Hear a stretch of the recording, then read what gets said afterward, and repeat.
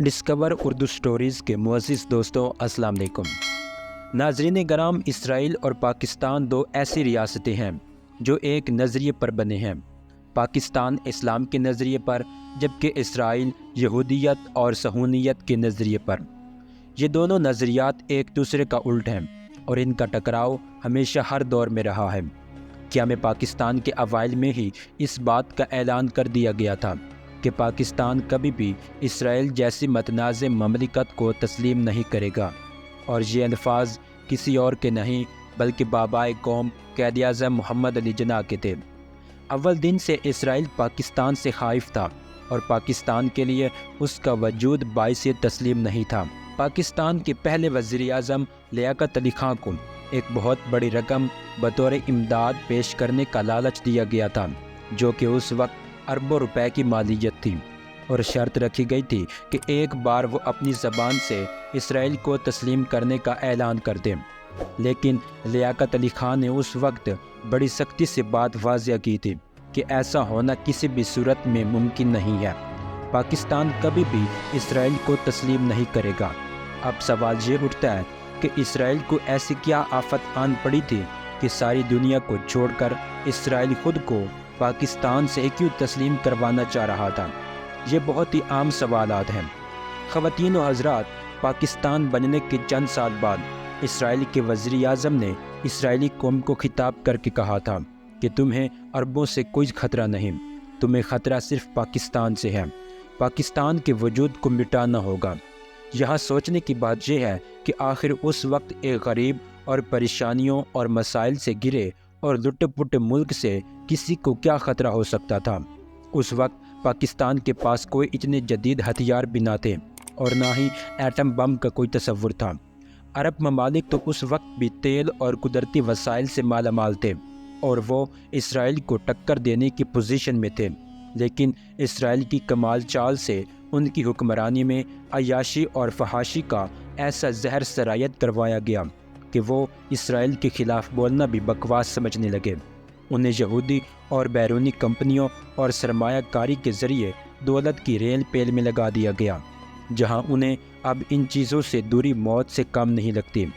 پاکستان کو ہر طرح سے لالچ دینے کے بعد 1965 میں انڈو پاک خون ریزی جنگ چھڑی گئی، جہاں اسرائیل نے ہر طرح سے انڈیا کی مدد کی، لیکن الحمدللہ مجاہدین وطن نے دشمن کو مار بھگایا۔ اسرائیل نے ہر فورم پر خاموشی سے ہی صحیح لیکن پاکستان کی مخالفت کی۔ ہمارے ملک کے ہر غدار سیاستدان تو شاید دہائیاں پہلے ہی اسرائیلی مال کے لیے اپنا ملک کو دھرم بیچ دیتے، لیکن اس قوم کی طرف سے آنے والے رد عمل اور پاک فوج کی طرف سے سخت مخالفت کا ڈر ہمیشہ انہیں اس قدم سے روکتا رہا۔ ہمارے سیاستدانوں نے ملک کو اسرائیلی اور اس کے دجالی اداروں کا محتاج کرنے میں کوئی کسر باقی نہ رکھی۔ یہ اسرائیل کا ہاتھ ہی تھا کہ 1971 میں آپ دو لخت ہو گئے۔ IMF جیسے دجالی اداروں نے پاکستان پر اپنے خزانوں کے منہ کھول دیے تاکہ ہمارے حکمران کھل کر مال مار سکیں اور آخر میں اس ملک کو لاغر کر کے اپنا محتاج بنا لیا جائے۔ ہم لوگ شاید ہمارے نبی پاک صلی اللہ علیہ وسلم کی احادیث مبارکہ کو اتنی توجہ اور سمجھ بوجھ سے نہیں پڑھ سکے جتنا کہ یہودی۔ نیو ورلڈ آرڈر ایک ٹرم یوز کی جاتی ہے، ہم لوگ اکثر اس پر بحث کرتے ہیں، لیکن اس کا اصل مطلب کم ہی لوگ جان پاتے ہیں۔ اصل میں نیو ورلڈ آرڈر ہی اصل وجہ ہے کہ یہودی پاکستان کے پیچھے پڑے ہیں کہ کچھ بھی لے لو لیکن ہمیں تسلیم کر لو۔ نیو ورلڈ آرڈر ایک ایسا نظریہ ہے جو کہ ایک مذہب ہے جس میں صرف دجال کی حکمیت ہے اور یہودی جو چاہے وہی ہوگا۔ اس نیو ورلڈ آرڈر کے تحت دنیا کے ہر ملک کو اس کے تابع ہونا ہوگا اور دنیا کے ہر ملک کو اپنے آئین اور اپنے مذہب سے دستبردار ہونا ہوگا۔ ساری دنیا کا صرف ایک ہی مذہب پر اتفاق ہوگا اور بدلے میں دنیا جہان کے خزانے آپ کے قدموں میں ہوں گے، اور وہی کچھ ہوگا جو دجال اور اس کے چیلوں کی مرضی ہوگی۔ اب سوال یہ ہے کہ پاکستان کے لیے اسرائیل کو تسلیم کرنا کیوں ناممکن ہے؟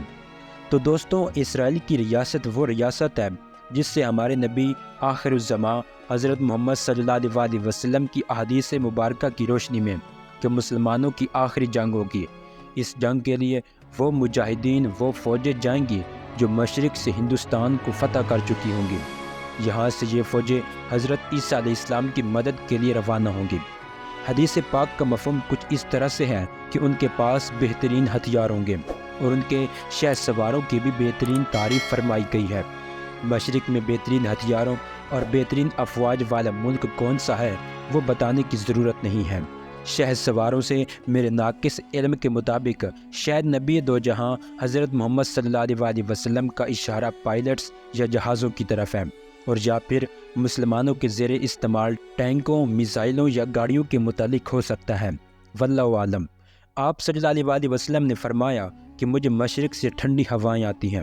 دوستوں، مشرق میں کون سا ملک اسلام کے نام پر اور اللہ کے نبی حضرت محمد صلی اللہ علیہ وسلم کی دعا سے وجود میں آیا، یا کن کن ہستیوں نے اس ملک کے قیام میں کردار ادا کیا، یہ بھی بتانے کی ضرورت نہیں ہے۔ اگر جان کے چلیں کہ پاکستان اسرائیل کو بطور ریاست تسلیم کر لیتا ہے تو پھر آخر جھگڑا کس بات کا ہے؟ کیا ہمارے مقتدر حلقوں میں بیٹھے لوگ نہیں جانتے کہ ہر سازش کے پیچھے کون ہے؟ پھر ہمیں اتنی جنگیں کرنے اور 17 سال امریکہ کو افغانستان میں برداشت کرنے کی کیا ضرورت تھی؟ ہمیں ایٹم بم بنانے کی کیا ضرورت تھی؟ پھر کیا ضرورت تھی ہمارے مقدس مقامات کی حفاظت کی قسم کی؟ کیا ضرورت تھی اتنی افواج کی؟ یہ ساری دنیا تتر بتر ہو جائے گی اگر آج اسرائیل کو تسلیم کرنے کا اعلان کر دو، تو اگلے 5 منٹ میں پاکستان میں ہونے والی کسی بھی سازش کا نام و نشان تک نہیں ہوگا۔ دنیا کی ہر نعمت پاکستانیوں کے قدم میں ہوگی، کیونکہ اسلام سے آپ دستبردار ہو چکے ہوں گے اور دجال کا راستہ صاف ہو جائے گا۔ دنیا میں موجود آپ کے مخالفین آپ پر شیر و شکر ہوں گے۔ اگر پاکستان اسرائیل کو تسلیم کرتا ہے تو یہودی نیو ورلڈ آرڈر میں کامیاب ہو جائیں گے۔ صرف پاکستان ہی وہ واحد اسلامی ملک ہے جو ان کی کارستانیوں کو تسلیم نہیں کرتا۔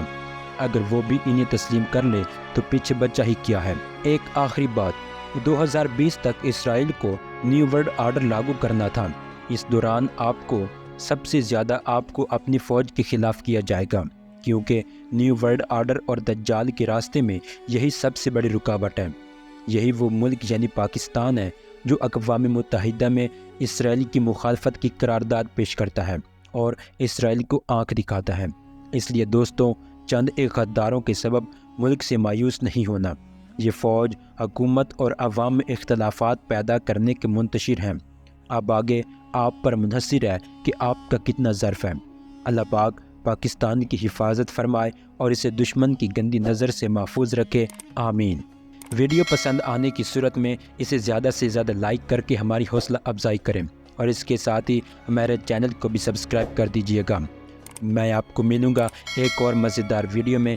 تب تک آپ اپنا اور گرد نواح کے لوگوں کا خیال رکھیں۔ اللہ حافظ۔